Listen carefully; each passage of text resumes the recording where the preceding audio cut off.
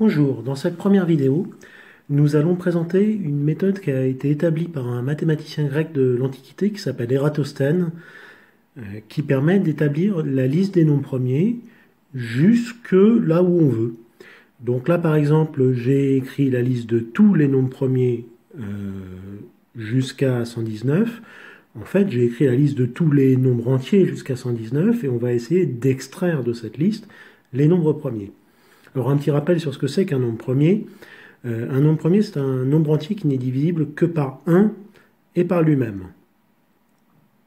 Ce qui fait exactement deux diviseurs. On exclut de cette liste le nombre 0 qui naturellement est divisible par n'importe quoi, mais aussi le nombre 1 qui ne possède qu'un seul diviseur. Il est divisible par 1 et par lui-même, mais 1 et lui-même, c'est le même nombre. Ensuite, 2, eh bien, c'est le premier des nombres premiers, puisque 2 possède exactement deux diviseurs, 1 et lui-même. Et ce qu'on va faire dans cette grille, c'est de là que vient le nom de crible d'Ératosthène. On va barrer de cette liste tous les multiples de 2, à l'exception de lui-même. 2 est un nombre premier. Tous ces multiples ensuite, on va tout simplement les barrer. Alors pendant que je suis en train de le faire, j'en profite pour raconter un petit peu qui était ce Ératosthène. C'est un mathématicien grec de l'Antiquité,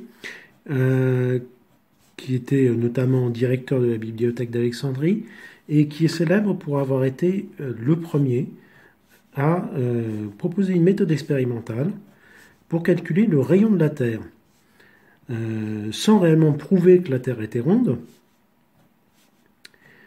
Il a donc admis que la Terre était ronde, supposé que le Soleil était suffisamment loin pour que les rayons du Soleil arrivent parallèlement sur la Terre, et il a proposé une méthode expérimentale assez simple qui permet effectivement de mesurer le rayon de la Terre une fois qu'on fait ces quelques hypothèses. Alors c'est raconté dans une des vidéos qui se trouve dans la playlist que je joins à cette chaîne, donc je vous conseille d'aller regarder cette playlist. Il y a des vidéos intéressantes, dont notamment une qui explique comment Ératosthène a calculé le rayon de la Terre. Revenons sur ce que je viens de faire. Je viens de barrer tous les nombres pairs. C'était assez facile à faire puisque j'avais écrit les nombres par ligne de 20. Donc tous les nombres pairs se retrouvaient alignés une colonne sur deux. Le seul que j'ai gardé, c'est 2, qui est un nombre premier.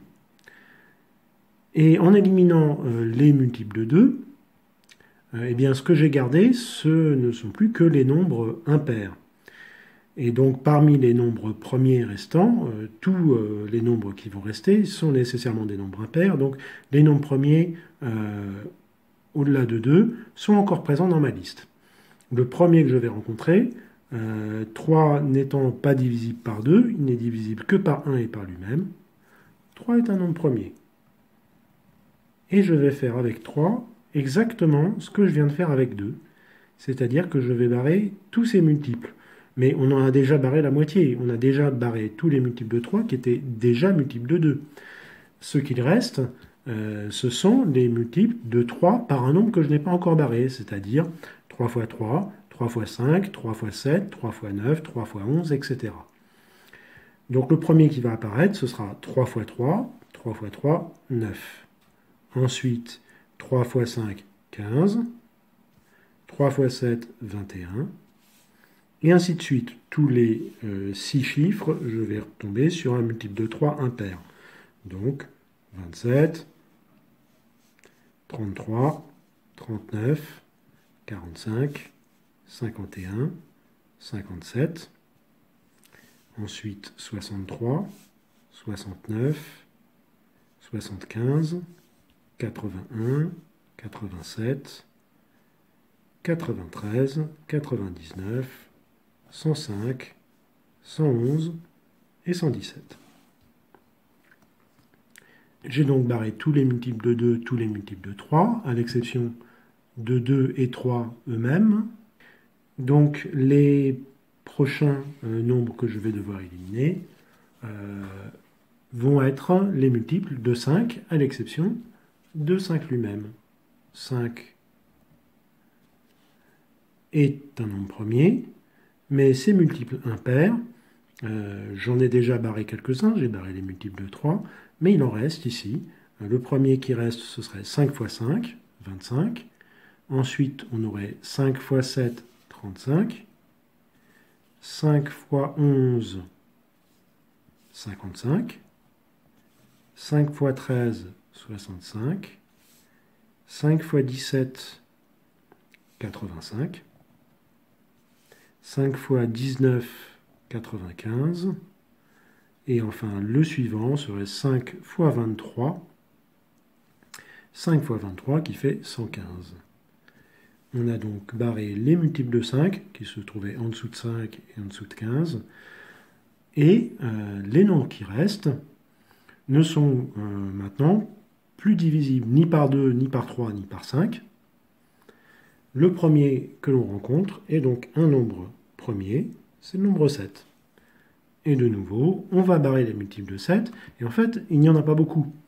Dans notre liste, il va nous rester 7 fois 7, 49, 7 fois 11, 77, 7 fois 13, 91, et 7 fois 17 qui fait précisément 119, qui est le dernier nombre que j'ai écrit dans ma liste.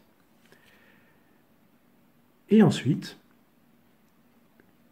le prochain nombre qui apparaît dans la liste des nombres que je n'ai pas barrés, c'est le nombre 11, qui donc est lui aussi un nombre premier. Et il faudrait ensuite refaire encore la même chose, c'est-à-dire barrer tous les multiples de 11, sauf que le premier qui apparaîtrait serait 11 fois 11, et 11 fois 11, ça fait 121, ce qui est déjà au-delà de la fin de ma liste.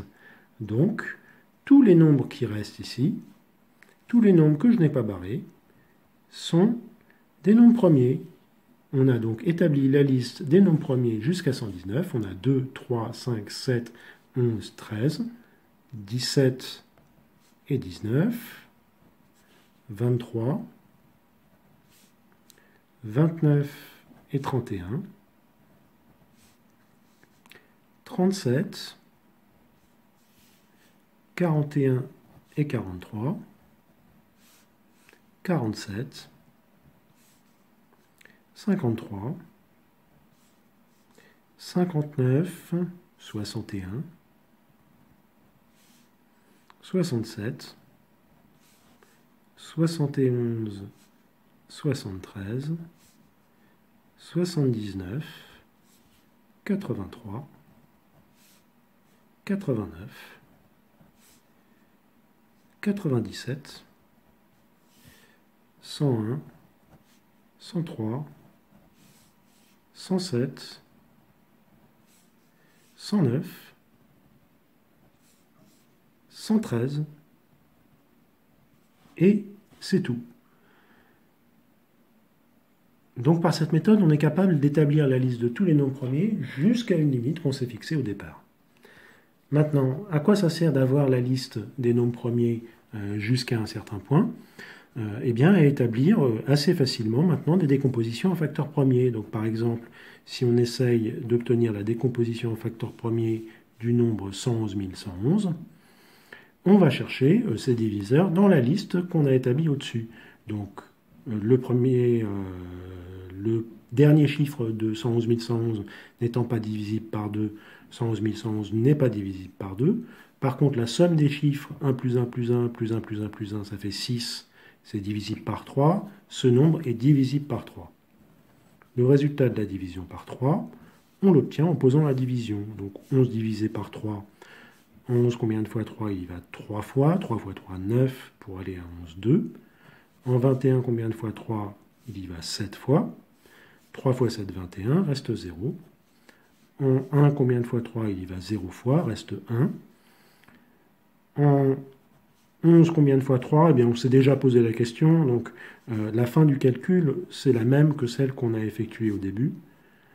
Et on vient donc de vérifier que ce nombre, 111 111, est égal à 3 fois 37 037.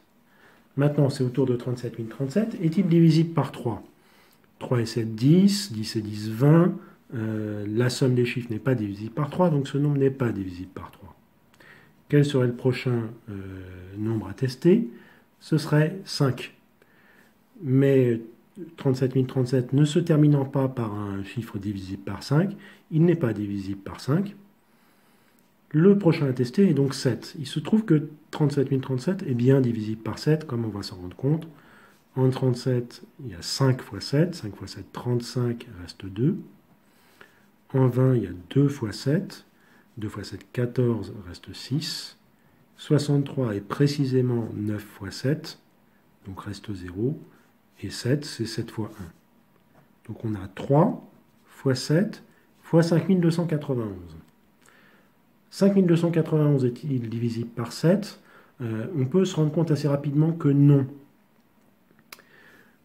Par contre, il est bien divisible par le suivant, qui est 11. En 52, combien de fois 11? Il y va 4 fois. 4 fois 11, 44, reste 8. J'abaisse le 9. 89, ben c'est 8 fois 11 plus 1. Et 11, eh bien c'est 1 fois 11. Donc on a 3 fois 7 fois 11 fois 481. Et 481 à son tour. Est-il divisible par 11? Non. Mais il est divisible par 13. 3 fois 13, 39. Pour aller à 48, 9. Et 91, c'est 7 fois 13. Et on a pratiquement terminé ici, puisque le nombre 37, il n'y a plus rien à vérifier. 37 fait partie de notre liste des nombres premiers. Et quand bien même il n'en ferait pas partie, il suffit de se rendre compte qu'il n'est pas divisible par 13, et qui de toute façon ne peut pas être divisible par autre chose. On a déjà testé qu'il n'est divisible par aucun des nombres premiers avant 13. Or 13 fois 13, ça fait 169, ce qui est beaucoup plus grand que 37. Donc impossible de trouver un diviseur premier à 37. 37 est premier.